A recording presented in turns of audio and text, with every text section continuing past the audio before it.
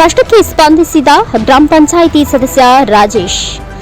ಹಲಗೂರು ಹೋಬಳಿ ಗೊಲ್ಲರಹಳ್ಳಿ ನಂಜಾಪುರ ಗ್ರಾಮದ ನಾಗಮುತ್ತು ಅವರ 6 ವರ್ಷದ ಮಗುವಿಗೆ ಬ್ಲಡ್ ಕ್ಯಾನ್ಸರ್ ಆಗಿ ಮೈಸೂರು ಆಸ್ಪತ್ರೆಯಲ್ಲಿ ದಾಖಲಿಸಿದ್ದು, ಅವರ ಕಷ್ಟಕ್ಕೆ ಗ್ರಾಮ ಪಂಚಾಯಿತಿ ಸದಸ್ಯ 25,000 ನಗದು ನೀಡಿದರು. ನಂಜಾಪುರ ಗ್ರಾಮದ ನಾಗಮುತ್ತು ಅವರು ಮಾತನಾಡಿ, ನನ್ನ ಮಗುವಿಗೆ ಅನಾರೋಗ್ಯದಿಂದ ಆಸ್ಪತ್ರೆಗೆ ತೋರಿಸಿದೆ. ನಂತರ ಗೊತ್ತಾಯಿತು ಮಗುವಿಗೆ ಬ್ಲಡ್ ಕ್ಯಾನ್ಸರ್ ಆಗಿದೆ ಎಂದು ಮಂಡ್ಯದಲ್ಲಿ ತಿಳಿಸಿದರು. ನಂತರ ಮೈಸೂರಿಗೆ ನಾರಾಯಣ ಹೃದಯ ಬರೆದು ಕೊಟ್ಟರು.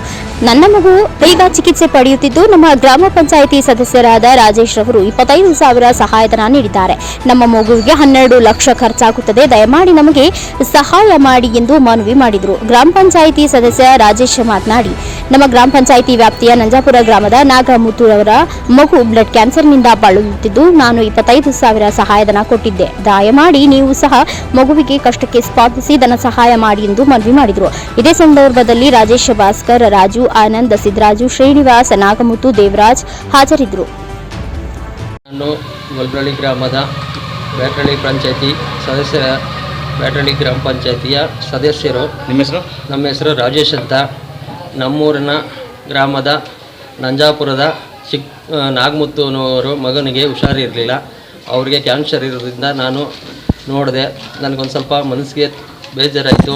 ಆ ಇದರಿಂದ ನನಗೆ ಏನೋ ನನ್ನ ಕೈಯಲ್ಲಾದಷ್ಟು ಸಹಾಯ ಮಾಡಬೇಕಂತ ಆಸಕ್ತಿ ಬಂದಿರೋದ್ರಿಂದ ನಾನು ಅವರಿಗೆ ನನ್ನ ಕೈಲಾದಷ್ಟು ಒಂದು 25,000 ದುಡ್ಡನ್ನು ಸಹಾಯ ಮಾಡಿದ್ದೇನೆ. ನಿಮ್ಮ ಕೈಲಾದಷ್ಟು ಪಾಪ ತುಂಬ ತೊಂದರೆಯಲ್ಲಿದ್ದಾರೆ.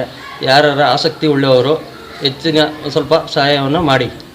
ಅವರ ಮೊಬೈಲ್ ನಂಬರ್ಗೆ ಆದಷ್ಟು ಸ್ವಲ್ಪ ಧನ ಸಹಾಯ ಮಾಡಿ. 9141608023.